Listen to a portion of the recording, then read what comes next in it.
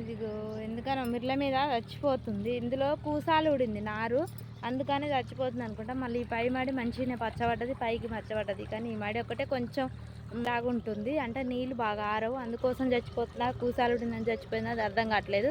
కానీ ఎన్నుకుంటుందా ఎన్నుకోదా, ఎన్నుకోకపోతే మళ్ళీ నారైనా తీసుకొచ్చి అయితే వేయాలి. ఓకేనా ఫ్రెండ్స్?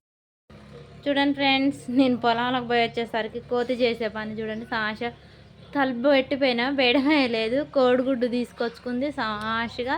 ఇంకా గోడ మీద కూర్చొని అయితే తింటుంది. కోడి పెడుతుంది ఒకటి, చూడు ఎట్లా చూస్తుందో మనుషుల్ని. మంచిగా మనిషి తీసినట్టే డోర్ తీసింది. ఒకసారి చూడండి డోర్ ఎట్లా తీసిందో.